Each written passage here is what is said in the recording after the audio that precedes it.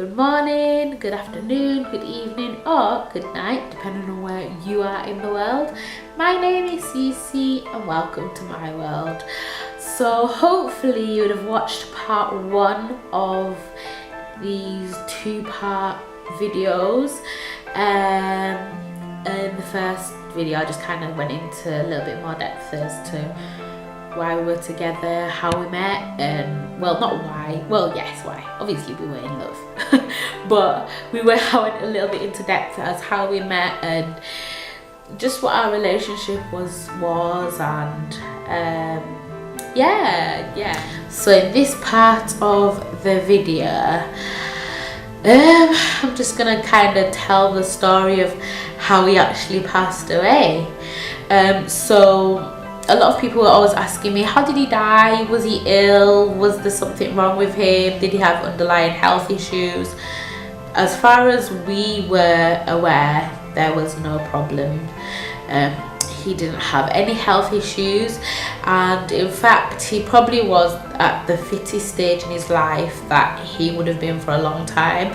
In the previous video I told you when I first met him he was addicted to weed and he was drinking a lot, and at the point where he passed away he wasn't drinking, he wasn't addicted to weed, he'd stopped all of that, and he was just looking after himself more physically, mentally, emotionally, even spiritually. We were taking time out to just kind of, you know, renew ourselves, and so yeah, he was just trying to strip himself down and kind of rebuild himself as a better man, with my help.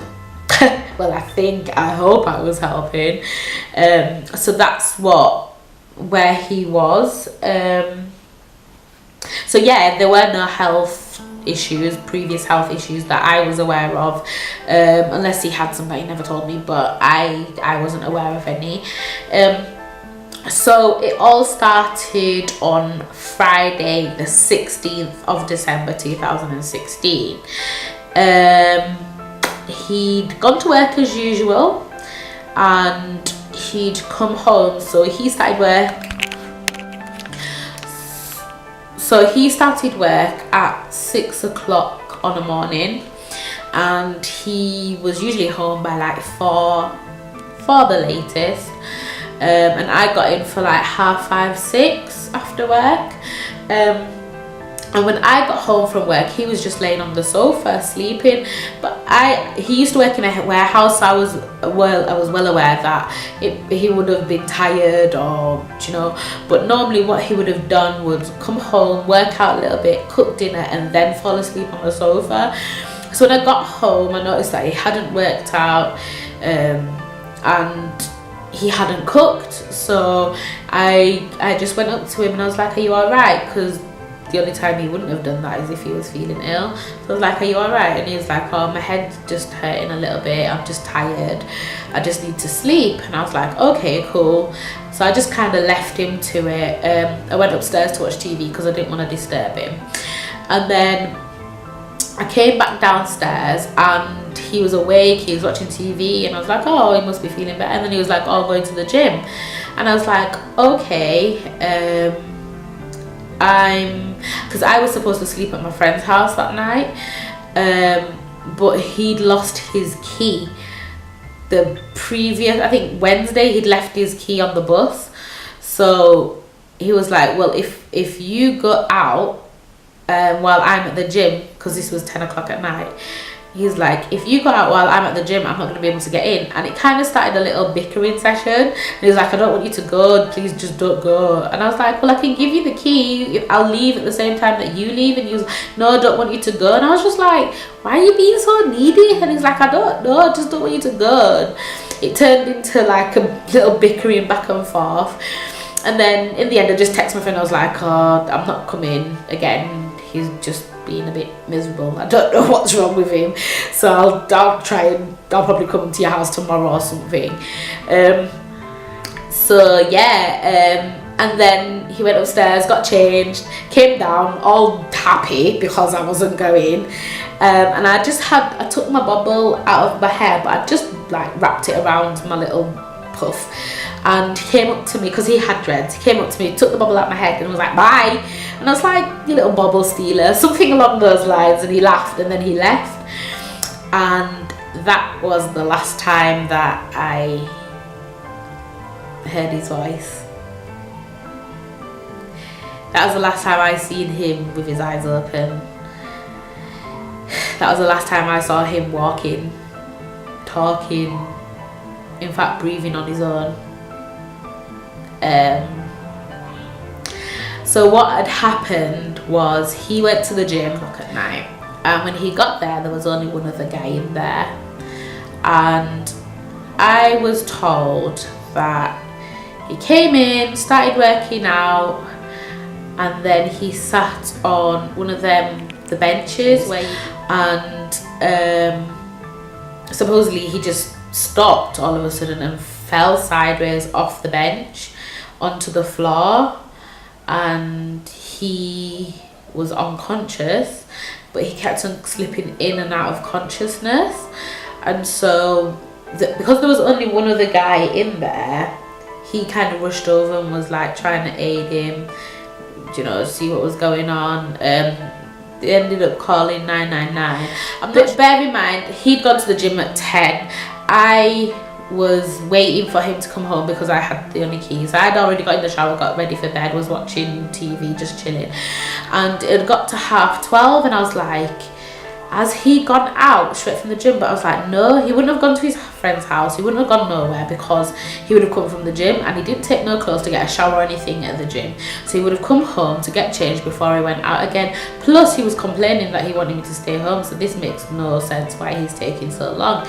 So I had started calling his phone at 12:30 in the night, like trying to get hold of him, and it was just ringing off. And then by the time it got to like 1:30, I was like, nah, there's something wrong here. So I just kept calling his phone, one after the other, and eventually the phone was picked up, and the person on the phone said, hello, this is nurse so and so at St James's Hospital, who am I speaking to? And I was like, huh? Who? What? Who are you? Why are you answering my man's phone? I automatically just went off the defensive. I was like, why is this girl answering my man's phone? Who is she? Pretending to be a nurse. And she was like, this is nurse so and so at St James's Hospital, who am I speaking to? And I said, I'm his partner, his girlfriend, we live together, what's going on? And they were like, oh, he's really ill, can you come into A&E at St James's Hospital? 10 minutes. And I was like, okay, I suggest you come as soon as possible, he's really ill. And so automatically I started panicking. I was thinking he's got into a fight, he's been stabbed, or he's been knocked over, he's just broken a few bones, or, do you know what I mean? And I was like, has he been hurt? Has he been shot? What's happening? And they were like, no, but you need to get into the hospital as soon as possible. So this time I'm panicking. So I rang my mum and I was like, Mum, he's in hospital, I don't know what's going on. And my poor mum, it was like 1:30. My mum was like, what are you on about? I don't even understand what you're saying. Like, you're not making sense. And I was like, oh, he's in hospital. My man's in hospital. I need your help. Can you come and get me? And so my poor mum and my brother rushed out to come get me, collect me. Got to the hospital, and I went to the desk, to the reception desk. I was like, oh, I'm here for, and I said his full name. I'm his partner. I was told to come here by a nurse. What's going on? And they were like, oh, you'll have to wait here for a doctor to come and see you. And when they said that, it clicked in my head. I was like, they don't usually say that. They usually say, oh, go through to A, or go down this road, or go down this part, or whatever. You know, they'll get, once you get to A&E, they'll direct you what bay is in or whatever. And I was like, this is really serious if a doctor has to come out to speak to me. So yeah, so we waited. It literally was probably like 2 minutes, but for me it felt like 2 hours. It was so long waiting, and the doctor came out and was like, hi, I'm Dr. so-and-so, do you want to take a seat? And I was like, no, I don't want to take a seat, I want you to tell me what's going on. And the doctor was like, I suggest you sit down. I was like, I suggest you tell me what's going on. In my head, obviously I wasn't, I was a bit like, but in my head I was like, no, I suggest you tell me what's going on right now. And she was like, Omar is really ill. He basically, what had happened was one of his veins in his brain had swollen up and popped, and it was profusely leaking blood to his brain. Now, when blood touches the tissue of the brain, it irritates the tissue of the brain, which then causes the brain to swell. So while he was working out in the gym, the reason he collapsed is because the pop happened. So earlier on in the day when he said he was having a headache, it might have been that the vein or something in his head was, I don't know, I'm speculating, but I'm assuming that that might have been what kind of triggered it. Or what that was why he had a headache.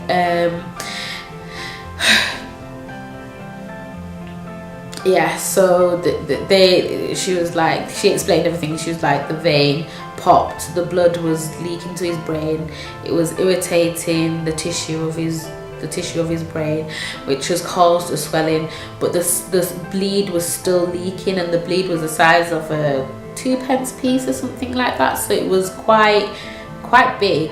And what she actually later on, what she actually said, or what I overheard, I think, from a nurse, was that they were even shocked that he made it from the gym to the hospital because of the size of the open wound, or the pop, or the swelling, or anything like that, and the amount of blood that was in his brain.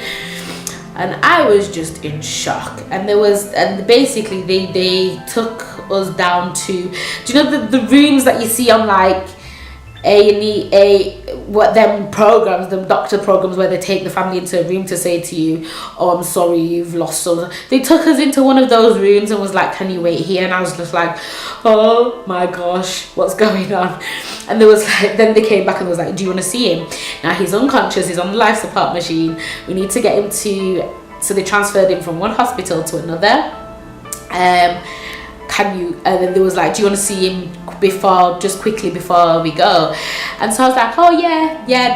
I don't know why it didn't click in my head that he was unconscious, but he was, I went through the door and he was just there on the stretcher right in front of me. He wasn't moving, he wasn't breathing by himself. He looked like he was sleeping, but very still. He was very still, and he just looked like he was sleeping. And I was just like, is this for real? Like, where's the cameras? Is this really happening to me? Is this, hello, this is funny. Like, to me it just didn't click. Like, it's surreal basically. So the nurses were like, yeah, we're gonna have to take him to the main hospital in Leeds, which is the LGI, Leeds General Infirmary, because we've asked one of the brain's neurosurgeons to come in and to try and stop the leak. So all this time he was still leaking blood, and bear in mind, the more blood that there was irritating the brain, the more of swelling was likely to happen. Well, the more it was irritating the brain, which meant that the swelling was continuing. Can't even get my words out. Yeah. So myself. So I went with my mum and my brother, and we followed. Well, I say follow. My mum got there before the ambulance. I don't even know. My mum got to the hospital before the ambulance.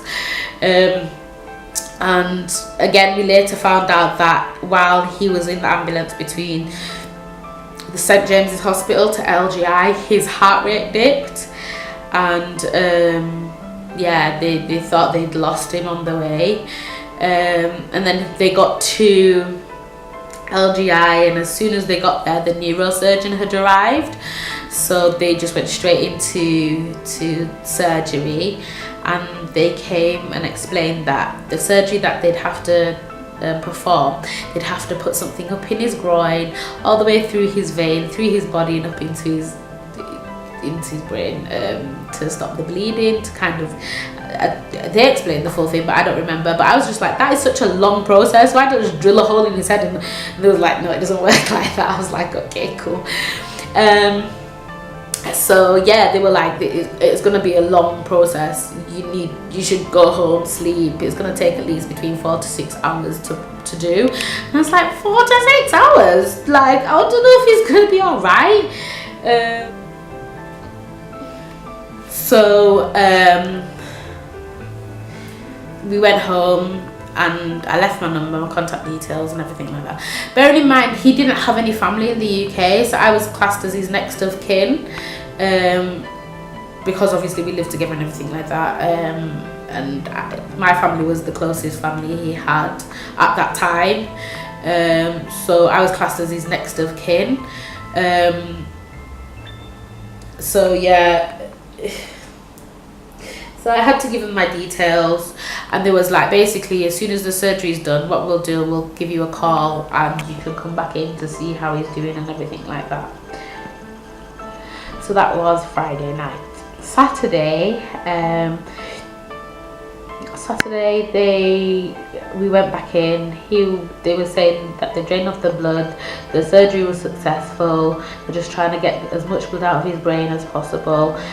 He had long dreads like down his back touching his bottom, and they had to shave the left side of his head. And in my head I was thinking, when he comes round and he sees that half of his dreads are gone, he's gonna flip. But I was like, I guess he's gonna be happy because he's alive. But yeah, I was just like, oh gosh. So I went in and he had a tube hanging out the side of his head, and he just, I would not want to see anyone in that state again. Yeah, I just wouldn't want to see anyone in that state again.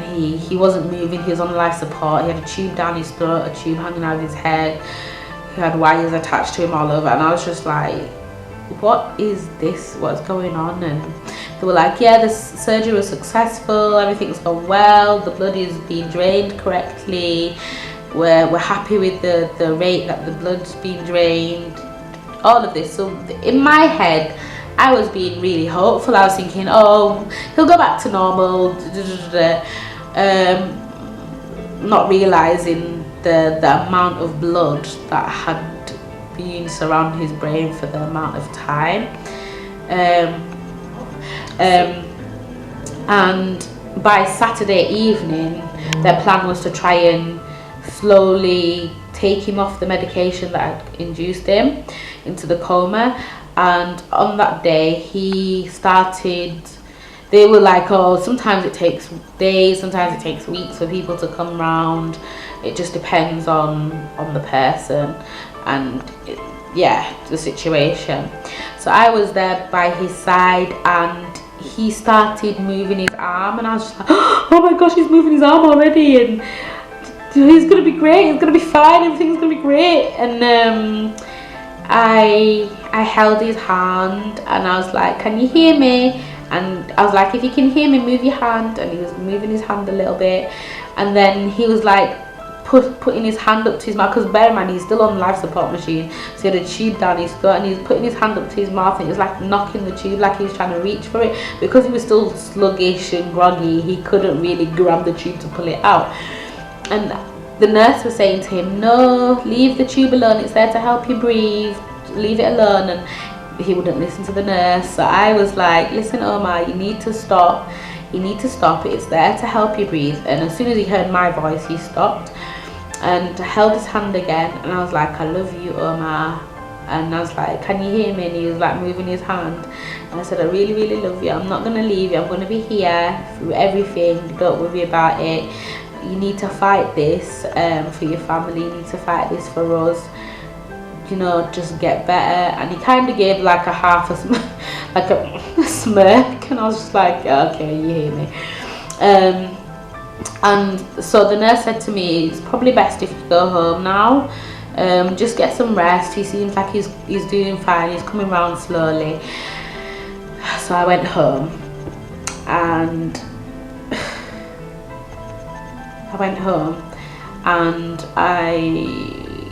that was the only night I got some rest. And then at 4 o'clock in the morning, was it 4 o'clock in the morning, I woke up to my phone ringing.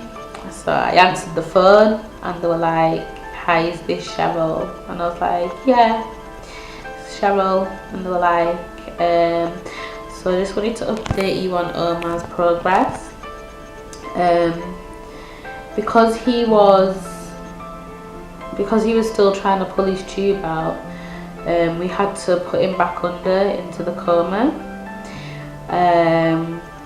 But because of the amount of injury that it caused on his brain, or not the medication, I'm assuming, I don't fully understand this, but they said basically because he went back under and his brain just kind of I don't know, gave in, or it was just too much, he ended up having a stroke. And basically they were saying that it's very unlikely that he was going to come out of this situation. So I couldn't sleep. I waited till like 6-7 o'clock in the morning. I went up to mum and dad's bedroom and I just told them, I was like, I said he had a stroke last night. I don't think well, in my head I wanted him to, but I was just like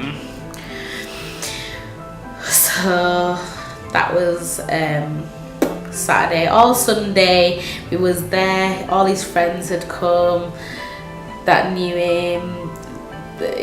We would basically just packed out the foyer of the wing of the hospital, all in support for him. My uncles had come and prayed with him, my brother, my dad. Everyone was praying for him. I got in contact with his family back home in his country, and I was like, you guys just need to pray. We need to pray, because the only way he's gonna get healed is if God intervenes, if God does something. Otherwise he can't physically do this by himself.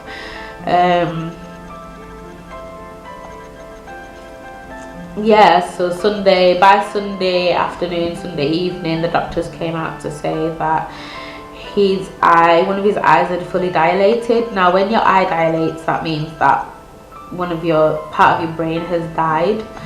So I didn't understand. I was like, what do you mean dilated? And they explained basically part of his brain has died and there's nothing that they can do about it, but his other parts of his brain were still active. And I was just like, oh my gosh, he's part brain dead, so that means he's going to be a vegetable. He won't be able to move, he won't be able to walk.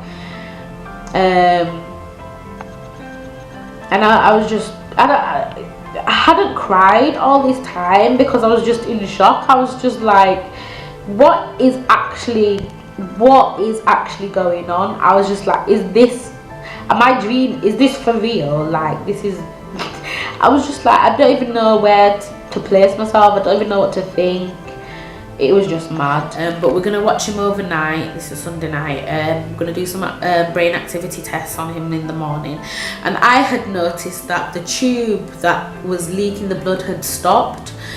And so I was just like, is that normal? And they said, well, we'll just have to wait. You know, them trying to be all nice and stuff. Come the Monday, when I got there, they had just taken him down to do some tests. And basically what had happened was there were no brain activity. He was brain dead. There was nothing more that they could do for him because he was brain dead. And so they came to me and was like, can we turn off the life support machine? And because I knew, I told as many people as possible, and there were some people coming up from London, some of his friends, some people that he knew from Scotland coming down. So I was like, can we just wait until they get there? I just wanted them to see him breathing. I just wanted them to see him alive. I didn't want them to come and I'd already said yes, and then they'd turn off the life support machine and then they'd come and be. So I waited for them to come, and everyone came and everyone went in to see him, and it hadn't hit me. I was just like, he's still breathing, he's alive. Do you know what I mean?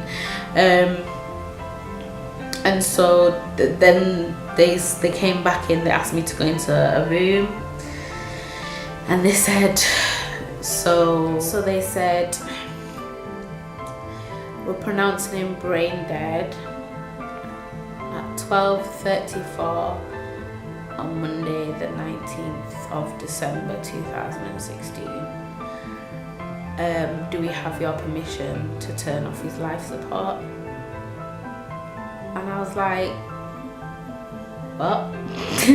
You're asking me? I'm 29 years old.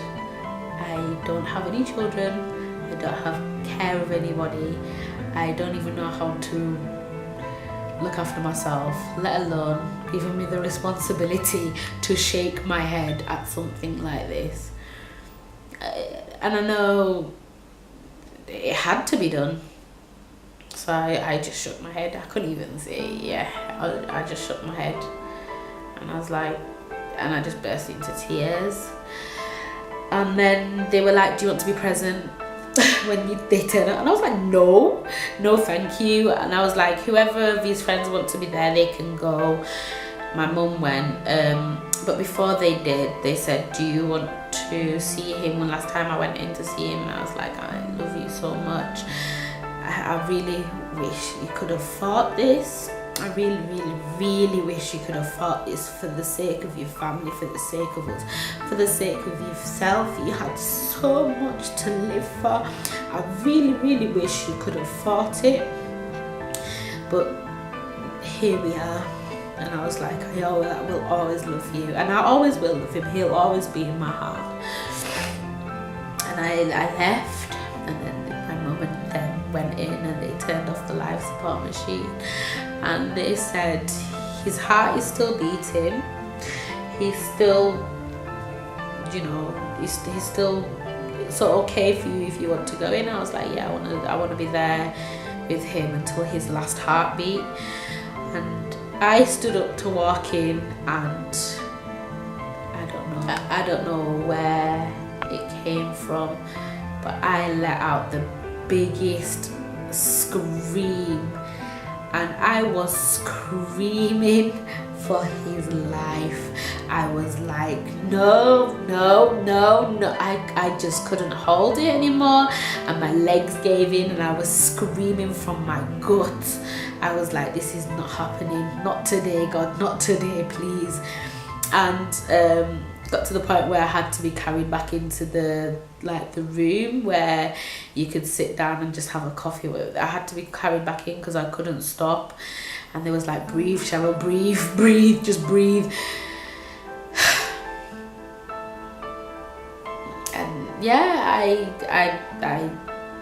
had to go, and I went. I managed to make it there. I was crying, and I just laid on his chest, and I could hear his heart just grow fainter and fainter and fainter and fainter until I couldn't hear it anymore.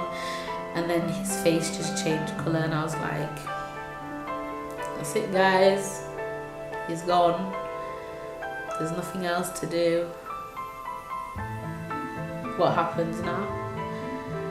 And that's where I left it. I was just like, what happens now? What am I supposed to do with my life now? And I was just like, it doesn't seem fair. It doesn't seem fair that this would happen to him after he changed his ways, after he made so much effort to try and be a better man. It didn't seem fair.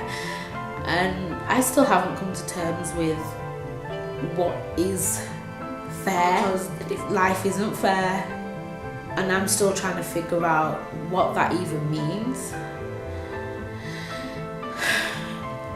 But that's the day that he died. Monday the 19th of December 2016. I will never, ever, ever, ever forget that day.